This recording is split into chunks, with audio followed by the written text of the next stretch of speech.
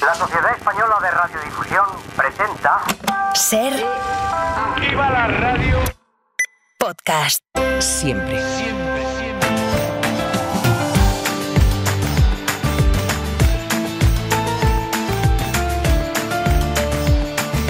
La Ventana. Con Marta del Vado.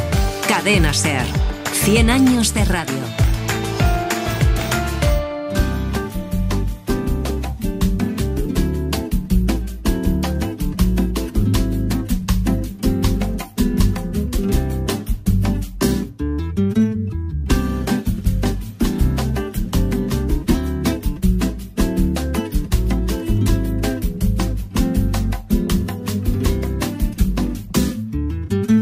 Suéltate la trenza cuando quieras. Venme a ver con la cara lavada. No pierdas el tiempo en las maneras, que el rímel no hace a la mirada. Te prefiero así, sin maquillaje, despojada de bisutería, sin trampas, sin trucos y sin traje. No me interesa el mostrado del que la gente presume. Estoy contigo por tu olor, no por tu perfume. No me interesa el mostrado del que la gente presume. Estoy contigo por tu olor, no por tu perfume. ¿Qué tal? Buenas tardes. Abrimos la ventana de este martes 16 de julio con Matías Vallés, que está en Radio Mallorca. Matías, buenas tardes. Buenas tardes, Marta. Saludamos a Magda Bandera, la directora de La Marea, que se estrena en la ventana desde Radio Barcelona. Magda, buenas tardes. Hola, buenas tardes. Qué gusto tenerte aquí por primera vez. Sí, me hace mucha ilusión. A mí también. Aquí a mi lado también me hace mucha ilusión. Choyin, buenas tardes. Hola, ¿qué tal? Muy buenas. A ver, estamos ya con temperaturas propias del mes de julio. Van a subir, de hecho, en las próximas horas. Ideal para los que podéis disfrutar, como vosotros, Magda y Matías, de la playa a diario. Pero las altas temperaturas pueden tener consecuencias. Entre ellas, pueden aumentar la contaminación odorífera. Los malos olores, vaya. Esto puede resultar desagradable si pasas por la zona por donde huele mal solo un ratito, pero si te pilla muy cerca, en tu barrio, en tu calle, puede ser un problema y de los gordos. Por eso hay vecinos que se han organizado para reclamar una regulación específica contra los malos olores. Silvina, buenas tardes. Buenas tardes.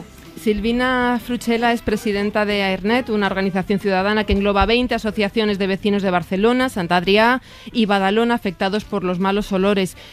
Usted es vecina del Fórum en Barcelona. ¿A qué huele en su barrio, Silvina? Mira, lo que nosotros olemos en el barrio es principalmente a la depuradora de aguas residuales, a la Edar del Besós, los fangos y también basura, también residuos. ¿Qué tipo de...? Que provienen, sí. Diga. Que provienen básicamente de la planta que tiene la incineradora Tersa para el tratamiento de la orgánica. ¿Qué tipo de efectos les provoca esta situación en su día a día?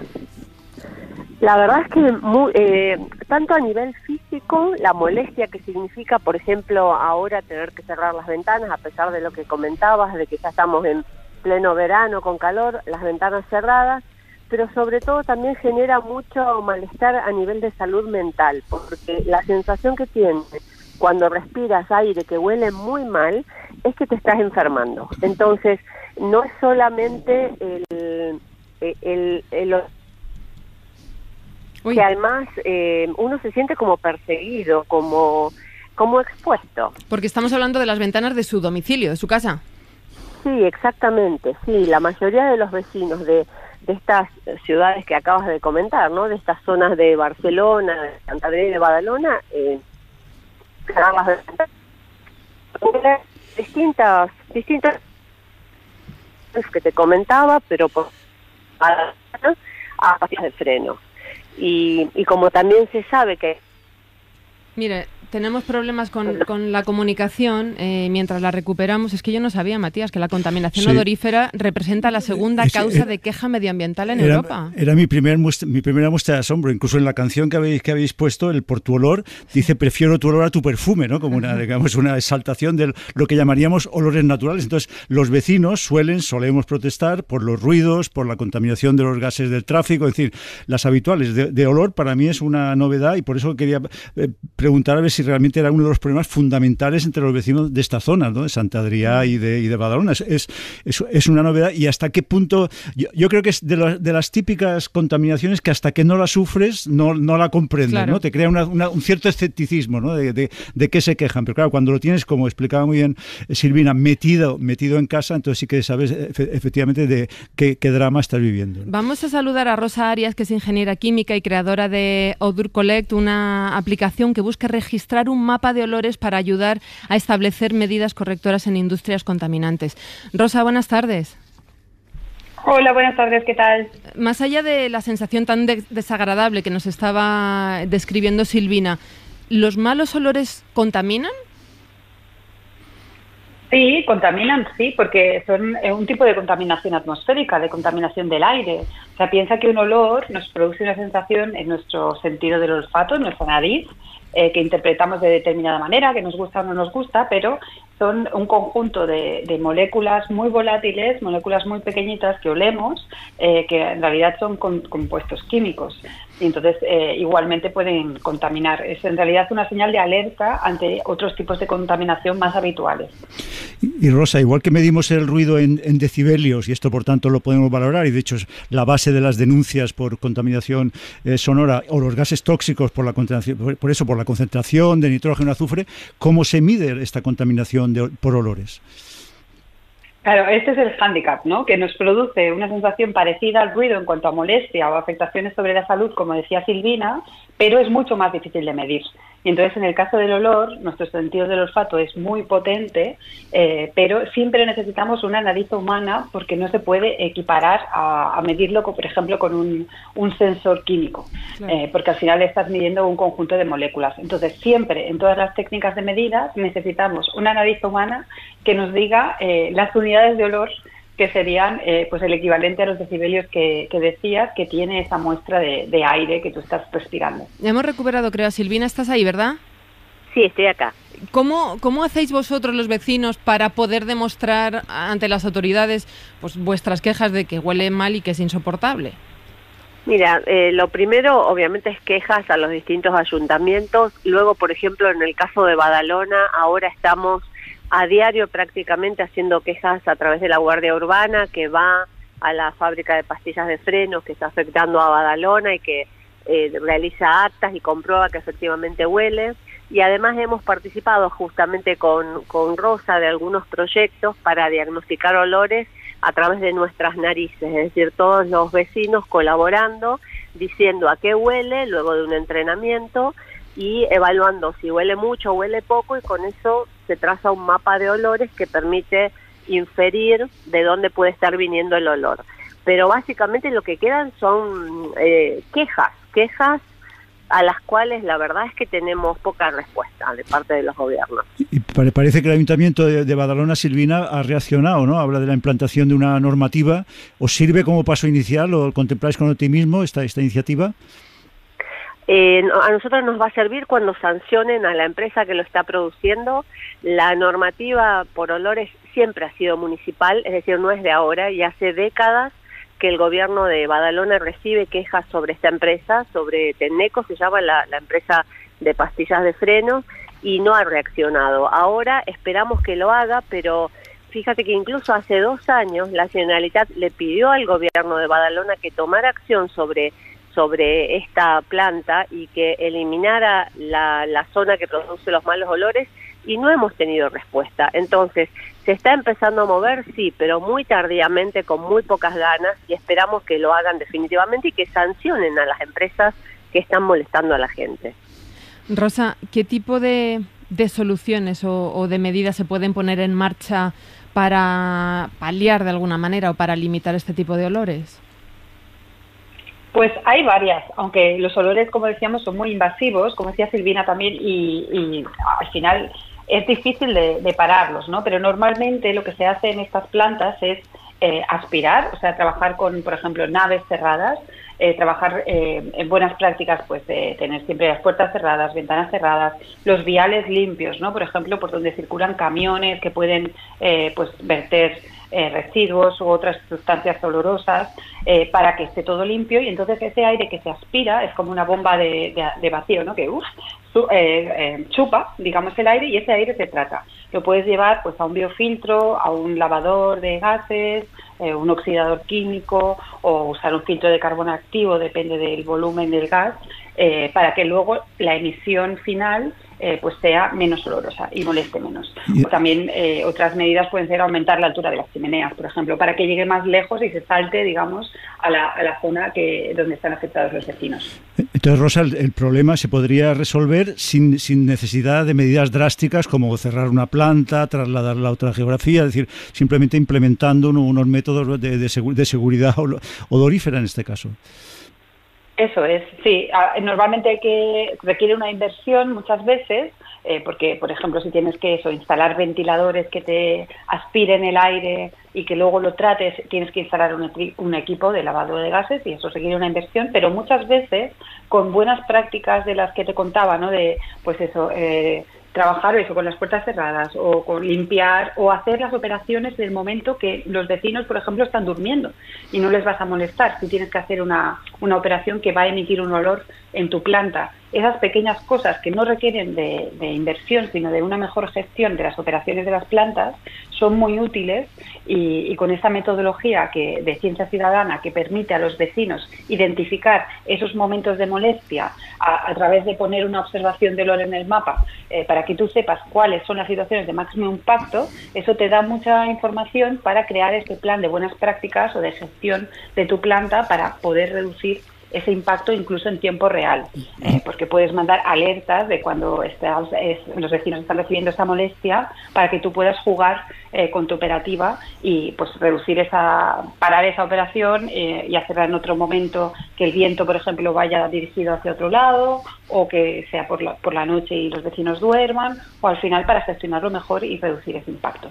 ¿Y cuánto hay de objetivo y de subjetivo en el tema del olor? Quiero decir, cuando tú estás expuesto a algo que huele mal, en principio, si estás mucho tiempo expuesto, tiendes a percibirlo menos, pero eso no quiere decir que huela menos, ¿no?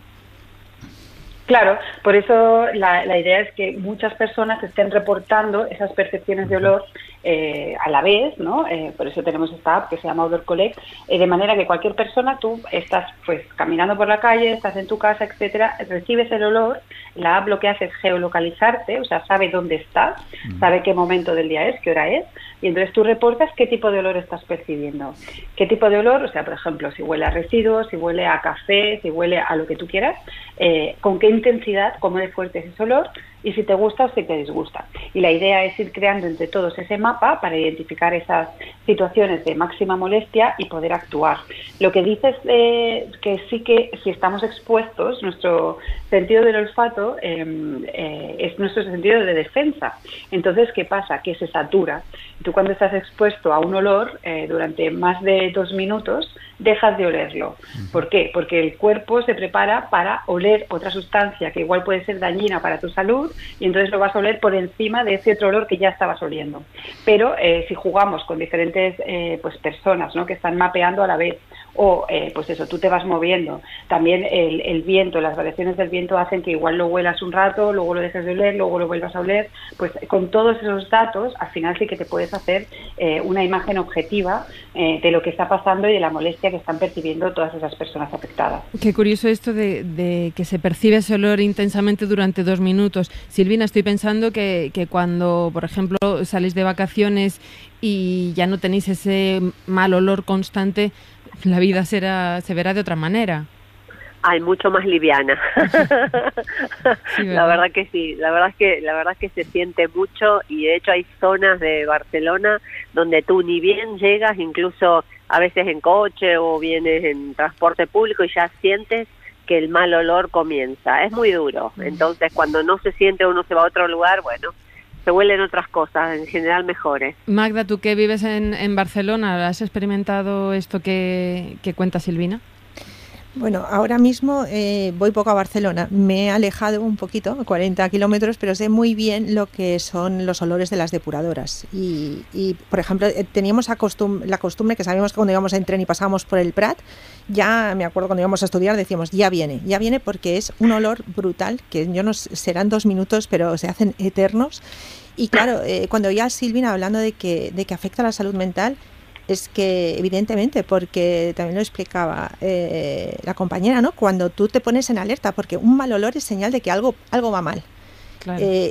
Y te produce además esa sensación de que eres como, cuando es una cosa repetida, ¿no? Que en tu zona, porque muchas de esas actividades es porque precisamente se instalan en lugares donde hay pues población pues de clase trabajadora, ¿no? No tienes ese tipo de olores en el centro de una ciudad donde hay muchísimos turistas.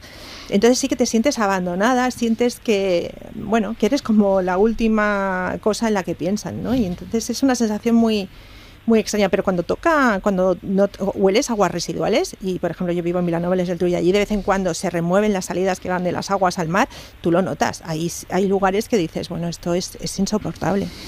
Rosa, ¿hay un ranking de pestes? ¿Hay un ranking de olores? ¿Se puede medir de esa manera? Igual es una tontería, ¿eh? Pero... Pues... No, está muy bien.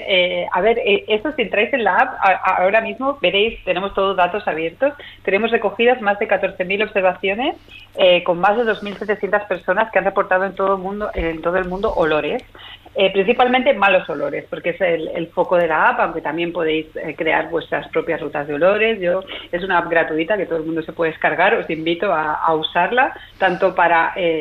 reportar estos malos olores, como también haceros vuestros propios diarios de olor o del olor de vuestras vacaciones, ¿no? De lo que queráis. Puede usar de muchas maneras. Y los principales problemas en nuestro país normalmente vienen de actividades de gestión de residuos, sobre todo por el tipo de olor, que es bastante desagradable y está consensuado que a nadie le gusta, ¿no? El olor a podrido, pues a residuo, incluso a cadáver, animal muerto, etcétera. Esos son olores muy ofensivos, olores orgánicos, y aguas residuales.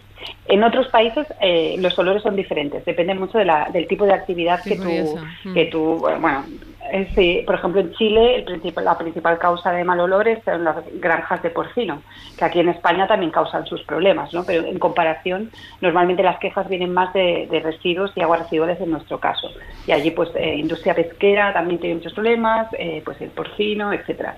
Pero bueno, hay toda una gran variedad y normalmente la gente, los olores desagradables los tenemos bastante consensuados, porque como decíamos antes es nuestro sentido de defensa, claro. Y entonces el cuerpo reacciona como lo que no te gusta es probablemente que te pueda afectar a tu salud, y por lo menos por eso estamos todos como de acuerdo que son olores desagradables. Qué interesante. Rosa Arias, ingeniera química y experta en contaminación odorífera, muchísimas gracias por estos minutos en La Ventana. Gracias a vosotros. Y Silvina Fruchera, presidenta de AireNet, plataforma ciudadana de vecinos afectados por estos malos olores. Mucha suerte y que vaya muy bien. Mucho ánimo. Muchísimas gracias. Un abrazo. Un abrazo para ustedes. ¿Sabéis que hay una fobia al miedo? O sea, hay una fobia a los olores desagradables. Se llama olfactofobia y es un trastorno que puede ser, claro, muy limitante, incapacitante incluso. Eso habría que tratarlo, lógicamente, pero el olfato, lo estaba comentando Rosa, es un sentido fundamental, un sentido de defensa, entre otras cosas, para identificar si lo que ingerimos está podrido o no. Laura Bermejo, buenas tardes. Hola, ¿qué tal, Marta? Laura es nuestra compañera de Código de Barras, que es el programa de la SER dedicado al consumo. Laura, vosotros habéis hablado con expertos sobre intoxicaciones alimentarias, sobre cómo evitarlas y cómo actuar si tenemos la mala suerte de que nos toque. Sí, desde luego es una mala suerte enorme porque nos puede traer problemas de salud bastante importantes. Y bueno, ahora en pleno verano, las temperaturas que tenemos y el calor que hace, pues si ya es importante durante el año, pues ahora más todavía para que los alimentos pues no se pongan en mal estado. Cometemos muchos errores a la hora de conservar los alimentos en casa, desde cómo guardar los productos en sí en la nevera o en la despensa, a cómo descongelar correctamente los alimentos o incluso los platos preparados. Por ejemplo, pues cogemos un tupper que está en el congelador y lo llevamos directamente al microondas. Pues no. El caso es que, como Esto decías, está mal. Está mal, sí. Hay que hacer una descongelación progresiva. Ahora lo vamos a ir comentando. Pero en Código de Barras, como decías, hemos hablado con algunas personas que han tenido problemas graves de salud por intoxicaciones alimentarias. Uno de ellos es Javier, que sufrió una salmonelosis tras comerse una tortilla poco cuajada en mal estado. Escucha. He perdido 5 kilos, yo soy una persona delgada y he perdido 5 kilos en 4 días fácilmente. He perdido mucha masa muscular y bueno, fundamentalmente, y todo lo que trae consigo eso, que es pues mucha fatiga, decaimiento, abatimiento, fatal, fiebre, bueno, un conjunto de síntomas que yo desde luego nunca los había sufrido por una intoxicación en absoluto, sí. Bueno, pues esto es un ejemplo, seguro que a muchos nos ha pasado a veces ponernos comer alguna cosa en mal estado, pero claro, con la salmonelosis pues ahí hay que tener mucho cuidado. Así que, como decía, es muy importante controlar todas las temperaturas, no romper la cadena de frío, utilizar los envases correctos y tener mucho ojo si tenemos dudas con algún alimento. Y esto, Laura, Marta ha empleado el contacto entre los dos temas con el olor. El olor es un buen detector intuitivo para saber si un alimento está, esto que hacemos instintivamente, que es que olemos el producto para saber si está pasado o si está todavía fresco. Sí debería serlo, sí debería serlo. Es un indicador que puede funcionar. Y sobre todo, también, como iba a comentar, porque lo ideal sería no tirar tanta comida. En España tiramos muchísima comida y los últimos datos de Too Good To Go sobre desperdicio alimentario lo confirman. Atención, porque cada español tira de media 28 kilos de comida al año. Por ejemplo, con la cantidad de huevos que desperdiciamos, que tiramos, cada año se van a la basura 23 millones de tortillas de patata. Qué pena, ¿no? Jolín. Pero aquí siempre tengo yo presente a Arias Cañete y su célebre frase: veo un yogur y ya puede poner la fecha que quiera que me lo como, ¿no? Hemos de ser rigurosos en las fechas de caducidad. Vamos a preguntárselo a Beatriz Robles, que es tecnóloga de los alimentos y autora de Come Seguro comiendo de todo, para que le preguntes tú esto del caduca preferentemente, ¿no? Sí, Beatriz, sí. Buenas tardes. Hola, buenas tardes, muchas gracias. Cuando en un yogur pone caduca preferentemente y ya caducado y te lo comes, ¿estamos haciéndolo bien o no? Pues lo que tenemos que tener claro es que hay dos tipos de fechas diferentes. La primera es la fecha de consumo preferente de la que estáis hablando, que aparece muchas veces en los yogures y aparece también en otros productos que no son perecederos, que no se estropean rápidamente por los microorganismos, por ejemplo, en las conservas o en los congelados. Esta fecha de consumo preferente lo que nos está marcando es el plazo máximo en el que el alimento mantiene todas sus características de calidad, es decir, el olor, el sabor, la textura se van a corresponder con lo que nosotros esperamos de ese alimento. A partir de esa fecha, el alimento puede consumirse porque sigue siendo seguro, pero su calidad puede mermar. Pues unas galletas pueden estar un poco más blandas, por ejemplo, o puede tener ciertas decoloraciones que no afectan a la seguridad. Sin embargo, si nos encontramos con fecha de caducidad, ahí se utilizan alimentos que son muy perecederos y nos habla de la seguridad del alimento. A partir de esa fecha, que además suele venir marcada como día y mes, es decir, es una fecha muy concreta, a diferencia de la fecha de consumo preferente, que suele ser mes y año, en la fecha de caducidad, si sobrepasamos esa fecha, ahí sí que nos habla de la seguridad del alimento y no deberíamos consumirlo, porque el alimento ya no sería seguro. Es la típica fecha que aparece, por ejemplo, en las bolsas de ensalada lavadas, en los cárnicos loncheados, en este tipo de alimentos que son muy perecederos. Y el típico tomate que tiene un poquito de moho y le quitas ahí el trocito y te comes el resto. Pues es una práctica que no deberíamos hacer ni en el tomate ni en frutas, que es habitual que aparezca, porque lo que estamos viendo efectivamente es un moho, pero es la parte visible del moho. Lo que no vemos son las toxinas que ese moho está produciendo, y las toxinas pueden penetrar bastante en el alimento. No sabemos hasta dónde.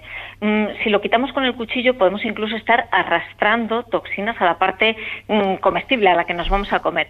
Estas toxinas en principio no van a producirnos una intoxicación aguda, es decir, no nos vamos a poner malos esa tarde, no vamos a tener vómitos, ni fiebre, ni diarrea, pero el consumo crónico de pequeñas cantidades de estas toxinas a lo largo del tiempo sí que se relacionan con problemas de salud, fundamentalmente un tipo de toxinas, las aflatoxinas, con el incremento de riesgo de cáncer hepático. Así que tendríamos que reducirlas para reducir esa exposición y ese riesgo.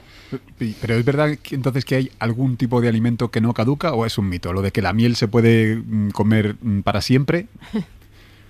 Bueno, hay alimentos que desde luego son muy estables en el tiempo y de hecho hay alimentos que legalmente ni siquiera llevan fecha de caducidad ni de consumo preferente. Por ejemplo, en el vinagre no lo vamos a encontrar, o incluso en la sal o en otro tipo de alimentos.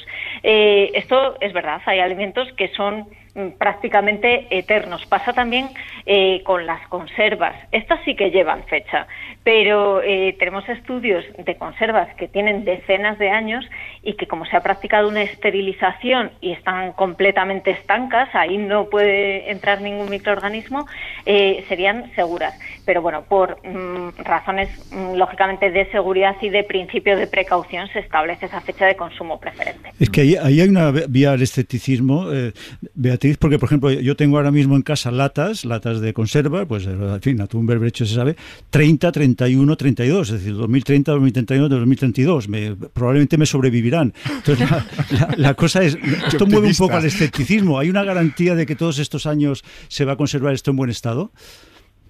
Desde luego que sí, desde luego que sí.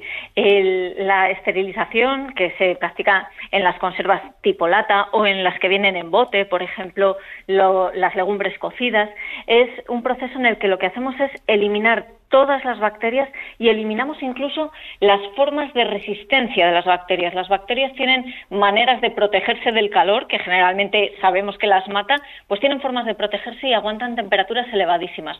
Con la esterilización lo que hacemos es destruir todos los microorganismos y también esas esporas, que son esas formas de resistencia, y se diseñan esos tratamientos térmicos de manera que la posibilidad de que quede una espora es ínfima. Así que sí, como además luego lo que tenemos es un envase completamente estanco en el que no pueden entrar microorganismos, sí que es seguro durante todos esos años, siempre eso sí, que el envase esté en perfectas condiciones y que lo conservemos bien, es decir, en un lugar fresco, seco, protegido de la luz solar, pero siempre que no haya grietas, que no haya tenido golpes, incluso golpes pequeñitos, que a veces parece que no pasa nada y puede haber micro roturas por las que sí que penetran los microorganismos. Pero si no, si el envase está en buenas condiciones, aguanta todos esos años y es más, las conservas podríamos consumirlas incluso hasta un año después de la fecha de consumo preferente con total seguridad. Yo creo que le ganas tú a los berberechos, Matías, ¿eh? Beatriz, tenemos todavía preguntas, pero tengo que irme a publicidad. En unos minutos seguimos, ¿vale? Estupendo. La Ventana, con Marta del Vado.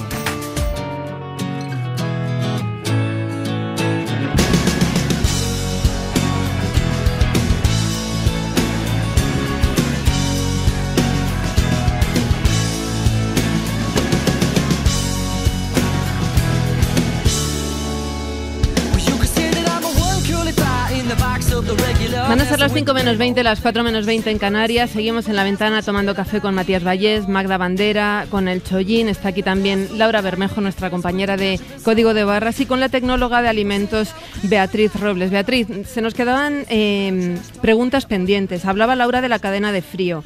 ¿Qué debemos hacer a la hora de descongelar alimentos como el pescado o la carne?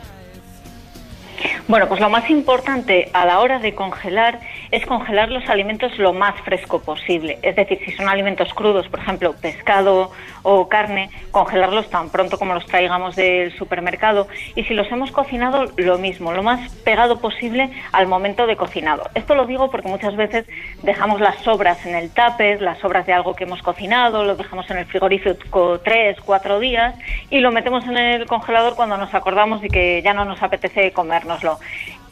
La congelación lo único que hace es detener el crecimiento de los microorganismos, pero claro, si ya ha pasado 3-4 días en el frigo, van a tener una carga microbiana mucho más alta que si los metemos directamente al congelador. Y luego, a la hora de descongelar, lo más adecuado es hacerlo, como avanzaba Laura, meterlo del congelador al frigorífico, que vaya teniendo una descongelación lenta.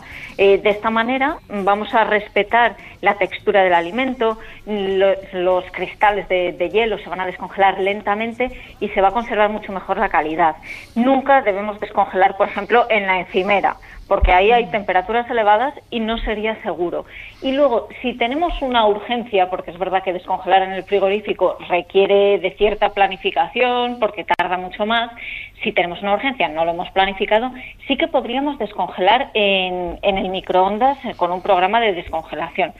Es verdad que todos sabemos que el microondas calienta de manera poco homogénea, entonces tendríamos que descongelar 1 minuto, sacamos, removemos, que vaya llegando el calor a todas las partes del alimento, así como solución un poco de urgencia es válido desde el punto de vista de la seguridad alimentaria. Otro axioma en este capítulo es no recongelar. ¿Qué riesgos tiene recongelar un alimento descongelado? Pues en cada ciclo de congelación y descongelación hay riesgo de que estén creciendo microorganismos en el momento que tenemos los alimentos a temperatura ambiente o incluso en el frigorífico, porque hay microorganismos que crecen a la temperatura del frigorífico, aunque eso sí, crecen más lentamente. Entonces, ¿en qué momentos podemos hacer esa recongelación? Sí que podemos recongelar los ingredientes que estuviesen congelados y se hayan cocinado. Por ejemplo, si tenemos una merluza congelada y la cocinamos, esa merluza, una vez cocinada, sí que podemos meterla en el congelador. Pero sería un poco la excepción. Ingredientes ya congelados y una vez cocinados se podrían recongelar. Otra duda, esto es servicio público, porque me dice Laura, porque los huevos no se tienen que tener en la puerta de la nevera, y yo no entiendo por qué cuando en todas las neveras hay moldes para poner los huevos. Esto, Beatriz, tenemos conversación con esto, tú y yo. Desde luego, Laura, porque esto es una reivindicación que hacemos ya desde aquí a los fabricantes de neveras. Por favor, que dejen de despistarnos y de poner esas hueveras en la puerta. Realmente los fabricantes de neveras ponen esas hueveras porque es una cuestión puramente de aprovechar el espacio. Ese es el criterio, no hay un criterio de seguridad alimentaria. ¿Por qué no deberíamos ponerlos en la puerta? Bueno, los huevos son muy sensibles a la diferencia de temperatura, especialmente cuando se pasa de frío a calor. ¿Qué pasa? Que puede condensar agua sobre la superficie, sobre la cáscara del huevo, y ese agua facilita la entrada de microorganismos que puede haber en la cáscara al interior del huevo. Por eso evitamos esta condensación de agua y evitamos ese riesgo. ¿Qué pasa con la puerta? Pues que es donde más oscilaciones de temperatura hay, es decir, donde más cambios va a haber de frío a calor, calor, frío, y se puede favorecer esa condensación de agua. Así que es mucho mejor ponerlos dentro, sobre la balda interior, que ahí hay menos cambios de temperatura. La puerta la dejamos pues para cosas mucho más seguras, por ejemplo, salsas tipo mayonesa para agua, bebidas, este tipo de alimentos. Magda, no te veo, pero seguro que tienes también dudas de este tipo. Yo lo que veo ahora que he hecho tantas cosas mal, tantas cosas mal. Sobre todo la de ya te aburres de que no te comes algo y lo congelas 3 días después, esa la verdad que me ha salvado la vida. No, mi duda principal es cuando hablabas de las conservas, hablas de las conservas también caseras, porque aquí a mí me atiborran cada año con un montón de conservas, unos familiares que tengo, y dicen que eso dura eternamente, pero no sé si vale para eso. Le ponen una rodajita de limón, que dicen que es lo mejor para que se conserven. Yo no me acabo de fiar. No sé qué puede decir Beatriz. Yo creo que haces bien, Magda. Creo que haces bien en no acabarte de fiar. Es cierto que con las conservas caseras tenemos que tener mucha precaución. En las conservas es muy fácil que... muy fácil. No vamos a ponerlo en contexto. En las conservas caseras se puede producir el crecimiento de un microorganismo, se llama Clostridium botulinum, que así suena muy técnico, pero seguro que todos hemos oído hablar del botulismo. Es una enfermedad que es muy grave. Es verdad que es poco frecuente, pero claro, el riesgo es muy elevado porque es una enfermedad que realmente, si no recibimos asistencia médica rápida, puede ser mortal, porque actúa esta toxina del Clostridium botulinum lo que hace es paralizarnos los músculos. Empezamos teniendo un hormigueo en las manos y acaba paralizando los músculos de los pulmones y el corazón. O sea que es una toxina realmente letal. Es verdad que no es frecuente, pero claro, es muy, muy grave cuando se produce. Y las conservas tienen todas las características para que pueda haber cierta contaminación y para favorecer el crecimiento de la bacteria y que ésta produzca la toxina. ¿Qué hay que hacer con las conservas caseras? Pues en los alimentos que sean poco ácidos, es decir, prácticamente todos los alimentos, hablamos de frutas, hablamos de verduras, de carnes, de pescados guisados, todos esos deberían esterilizarse, o sea, debería hacerse la conserva en olla a presión para que consigamos esas temperaturas por encima de 100 grados. En alimentos que sean muy ácidos, como ocurre con las frutas, podemos hacer una conserva simplemente con la olla normal. Es lo que tenemos, por ejemplo, en las mermeladas. Pues las mermeladas pueden hacerse en una olla normal, sin embargo, si tenemos una crema de verduras, tendríamos que hacerla en una olla a presión para subir por encima de 100 grados, porque no es suficientemente ácido. La acidez es un factor que nos ayuda a controlar ese crecimiento de esta bacteria que es tan problemática. A pesar de esto, como es una conserva casera, como no tenemos los estándares que se utilizan en la industria alimentaria de tiempo, temperatura, aunque usemos la olla a presión, no sabemos si hemos alcanzado 135 o 150 grados, la recomendación es como máximo tenerlas durante un año. A lo mejor hay algunas que pueden durarnos eternamente, pero es mejor reducir ese riesgo y asegurarnos esas dos cosas, que están hechas en olla a presión, si no son alimentos ácidos, y dejarlas como máximo un año. Beatriz, ya ves que nos quedaríamos toda la tarde haciéndote preguntas de lo que hacemos bien, lo que hacemos mal, pero yo creo que para eso tienen que escuchar los oyentes Código de Barra si quieren más información. Beatriz Robles, tecnóloga de los alimentos y autora de Come Seguro, comiendo de todo. Muchísimas gracias por este ratito en La Ventana. Un verdadero placer. Muchísimas gracias a vosotros. Igualmente. Laura, ¿cuándo escuchamos Código de Barra? Recuérdanoslo. Pues mira, los domingos de 7 a 8 de la mañana. Ahí vamos a estar pues ahí contando cosas de este estilo. Os seguimos, escuchamos y en La Ventana los martes Eso también, durante todo el verano.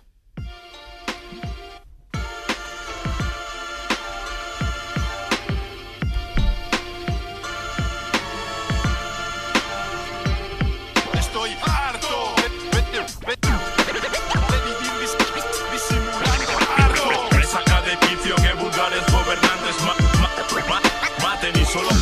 Hoy no me voy a callar cuando no hagan falta rimas, mientras denuncio el genocidio de Israel en Palestina. Denuncio que Occidente es un nido de hipocresía y que esos valores de los que alardean son mentira. Ya saben los oyentes que todos los días tenemos una reunión de equipo para hablar de los temas del día, de la actualidad, los más relevantes, los más curiosos o interesantes. Y yo confieso que no hay un solo día desde hace 9 meses y medio que haya algo que me parezca más relevante que la matanza que un Estado soberano como es Israel está haciendo contra la población civil en Gaza. Y confieso también que me crea conflicto porque si eso es así no entiendo cómo no abrimos periódicos informativos y programas mañana, tarde y noche con esto, ¿no? A ver, lo entiendo y a la vez sé por qué no lo hacemos, ¿eh? No sé si Matías y Magda también les pasa lo mismo con sus medios, pero de alguna manera me gustaría... ¿os acordáis de aquel Pero no te olvides de Haití de Forges? Sí. Nos recordamos, ¿no? Sí, pero ahora es verdad esto que estás diciendo, la sensibilidad hoy mismo por Palestina, por Gaza o Israel-Gaza, la matanza, masacre de Israel en Gaza, no es la misma que hace una serie de semanas, es decir, no está ahora en su momento más alto. Hoy precisamente vuelve por la matanza de Nuseirat, cada vez con nombres que vamos aprendiendo, pero no está, pese a los 39.000 muertos y 90.000 heridos, que hay que decir que es una contabilidad de jamás, pero vamos, aunque fueran la mitad, son cifras de una ley del talión tremenda que está aplicando Netanyahu sin conseguir ni objetivos militares ni la devolución de los rehenes. Es decir, además de ser una carnicería, es un fracaso total desde el punto de vista bélico. Total. Yo no sé si estoy de acuerdo en eso de que no es lo mismo, pero bueno, estaba pensando en las viñetas de Forges y su No te olvides de Haití, y yo me imaginaba de alguna manera cómo en la ventana podíamos hacer que apareciera un bocadillo, ¿no? Como en esas viñetas, que nos recuerde que esto de la intoxicación alimentaria, que la ley Mordaza o que Mbappé forma parte de la actualidad, de la que todos nos interesa en mayor o menor medida, pero abro bocadillo, no nos olvidemos de Palestina. Pablo Morán, jefe de Internacional, buenas tardes. Hola Marta, buenas tardes. Durante el fin de semana, lo estaba comentando Matías, Israel ha atacado varios campos de desplazados que su propio ejército ha denominado como áreas humanitarias seguras, ha matado a un centenar de personas y ha seguido haciéndolo lunes, martes. Es que no hay lugar seguro donde ir. Exacto, y es un poco lo que decía Matías, se ha perdido el interés por conocer y por actualizar cuál es la situación en Gaza. De hecho, ahora mismo la UNRWA lo decía, la Agencia de Naciones Unidas para los Refugiados Palestinos lo decía ayer mismo, estamos en una de las peores semanas, en uno de los peores días desde el inicio del asedio, hace 9 años y medio. Y hoy mismo un gazatí expresa su desesperación en la crónica de nuestro compañero Luis de Vega en El País. Se pregunta, bueno, si su opinión ya importa, si le importa al resto del mundo, ¿no? Porque llevan contando desde hace ya muchos meses lo que les está pasando y cada vez es menos el interés que despierta. Y realmente lo que está pasando estos días, estos mismos días, hoy mismo en Gaza, pues sigue siendo muy, muy grave, especialmente cruel. Lo estamos viendo en ese ataque que citaba Matías de Nuseirat. También en Han Yunis, hoy con muchas víctimas, decenas de víctimas, incluidos niños. Casi no nos acordamos ya, pero esto que escucháis de fondo, este sigue siendo el sonido del día a día en la franja, el sonido de la desesperación. Las imágenes también, porque los vídeos que están circulando de esos ataques que citábamos son especialmente duros, con niños heridos, trasladados en cámara. Aquí estamos escuchando a un abuelo gazatí que expresa también su desesperación por la muerte de sus nietos. Israel ha destruido en estas últimas 48 horas el cuartel central de la UNRWA, allí en Gaza, el cuartel central de la Agencia de Naciones Unidas para los Refugiados Palestinos. Ha atacado, lo recordaban desde la organización, 190 de sus dependencias en la franja en los últimos 9 meses y medio. Unas dependencias que deberían estar protegidas por la ley internacional y que en estos meses está sirviendo de refugio también para muchos de los desplazados a la fuerza por el ejército israelí allí en Gaza. Pero que Israel dice, esto es un lugar seguro, váyanse allá. Pero no es un lugar seguro, no es un lugar seguro como lo estamos viendo especialmente estas últimas horas.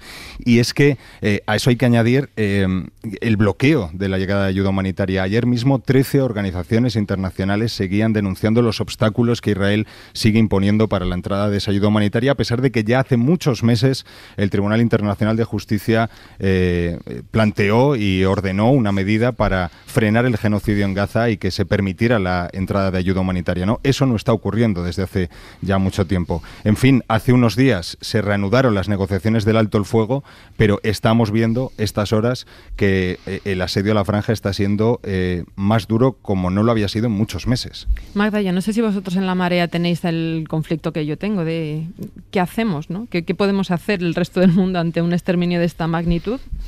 Totalmente, porque además como ni siquiera un medio como La Marea, que es un medio pequeño, no podría asumir una cobertura, pero igualmente ningún medio grande lo puede cubrir in situ, sí. no hay manera, seguimos sin poderlo cubrir siquiera, ¿no? Entonces, con esta saturación que ha habido, que la gente ya no quiere, o sea, es que no puede estar viendo cada día el horror y debe verlo, porque ha sido muy oportuno que recordarais a Forges, ¿no? Entonces, tienes que estar dando enfoques diferentes para ver cómo consigues atraer la atención. Cuando íbamos ahora a Chollín, ¿no? Poner además las palabras, él se lo puede permitir, y hay medios que ni siquiera se pueden permitir llamar a las cosas por su nombre, llamar genocidio, porque es una impunidad absoluta. Yo, ahora lo habéis dicho muy bien, no es que no haya lugar seguro, es que dice Israel, este es un lugar seguro, y cuando va la gente hacia ese lugar seguro es cuando la acaban masacrando. Es ya el colmo verlo, estar viéndolo en directo. Y si intentas recordar cómo empezó todo, cuando discutíamos si era posible que hubieran bombardeado un hospital o no, ¿os acordáis? Sí, al principio, sí. ¿no? Era como, no puede ser. Dios mío, ¿dónde hemos ido a parar? ¿No? Que es lo cotidiano. Además, no atender a estas advertencias, ya que estáis citando, ha hecho muy bien Marta, Forges y Haití. ¿Dónde está hoy Haití? Está en manos de los gangs, no es un Estado fallido, está por debajo de lo que se consideraría un Estado fallido. Pero hay un concepto que es importante en estos casos que se llama la fatiga de la compasión. Entonces, claro, no no se puede, lo digo por lo que dices tú, Marta, de qué hacemos con los lectores espectadores, pero yo lo veo en mí mismo, es decir, tú no puedes mantener continuamente la atención, es decir, se trata de mantener unos valores genéricos, me refiero a los de siempre, democráticos, incluso de consumo, como hacíamos ahora, y de honradez y de decencia, pero sabiendo que no puedes hacer cada día la portada de Palestina, porque eso no lo van a resistir ni los palestinos. Claro, por eso sé por qué no lo hacemos. Sí. Lo que pasa es que también sé que si no lo hacemos, si no hay presión social de ningún tipo, no solo de los medios de comunicación, quiero decir, en Sudáfrica el boicot fue imprescindible para acabar con el apartheid, por ejemplo. Es que es un arma más, o sea, el hecho de que nos olvidemos de lo que está ocurriendo en Gaza, el hecho de que los medios de comunicación cada vez le den menos espacio, es un arma más que ataca los derechos de la población civil en Palestina. Ya no solamente son las bombas que caen, ya no solamente es la indiferencia por parte de, pues eso, ¿no?, de las grandes naciones que lo que hacen es un poco esperar a ver qué demonios ocurre, sino que ya el pueblo, por esa fatiga de la que se está hablando aquí, tampoco se interesa, de modo que es un daño sobre daño, sobre daño, sobre daño, al punto de que queda un espacio mínimo, si es que hay alguno, de esperanza para esta gente. Es que las grandes naciones, el discurso mayoritario, y hablamos incluso de España, de luego Alemania, Estados Unidos, Italia, etcétera, es apoyo a Israel, pero denuncia de los excesos cometidos, lo cual es una contradicción de la que no salimos, es decir, llevamos así desde el 7 de octubre ya más de 9 meses en esta situación. Hay que aportar rostros, hay que aportar nombres e historias para darle sentido, ¿no?, a todas esas cifras en frío que damos todos los días, y seguir aportando información, yo creo, Marta. El origen de todo esto está en la ocupación de Israel, de Cisjordania, y en 2024 Israel ha acelerado esa ocupación. Ha añadido o se ha adjudicado ilegalmente 24 kilómetros cuadrados de territorio en Cisjordania. Esto es más de lo que ha hecho en 20 años, en los últimos 20 años, y es el equivalente, hacía la comparación Al Jazeera hace unas horas, a 17 veces la extensión de Hyde Park en Londres y a 7 veces la extensión de Central Park en Nueva York. Esto solo en 2024, pero esta ocupación comenzó hace más de 50 años y es el origen de lo que estamos viendo ahora. Una ocupación que ellos llaman situación, ¿no? Las ideas del uso y el abuso de las palabras. Y sin duda ya están mirando los territorios en Gaza que serán empleados por los colonos para ampliar lo que es esta ocupación. De ahí que es una buena idea el doble Estado o el Estado palestino, pero es una idea que se arrastra durante más de medio siglo sin que nunca se haya concretado.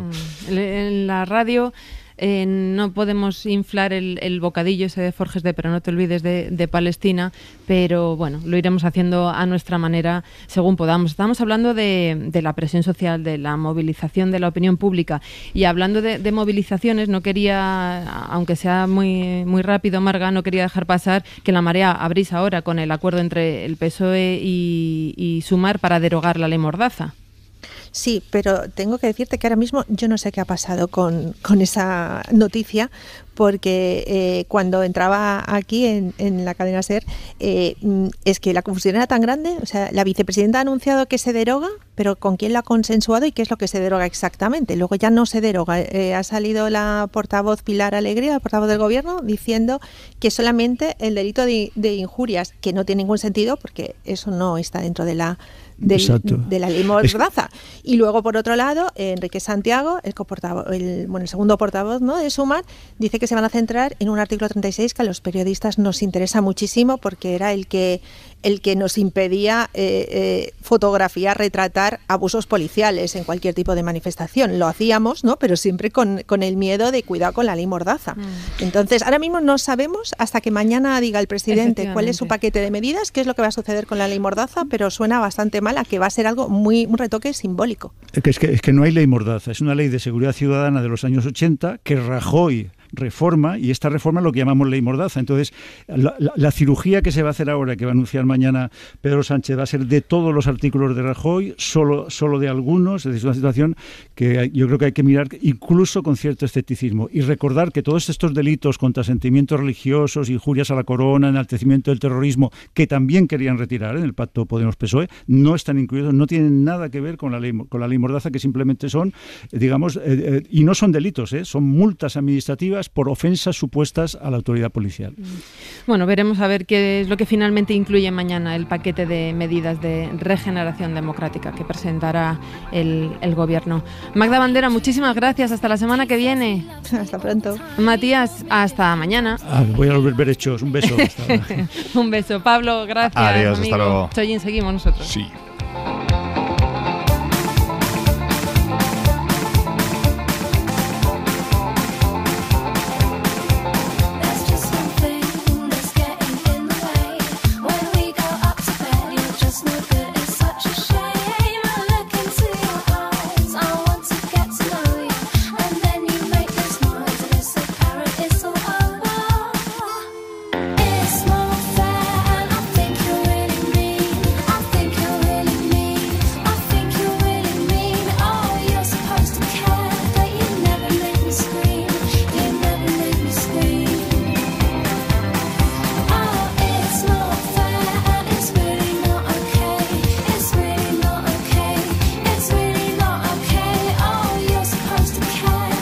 Para no perderte ningún episodio, síguenos en la aplicación o la web de la SER, Podium Podcast o tu plataforma de audio favorita.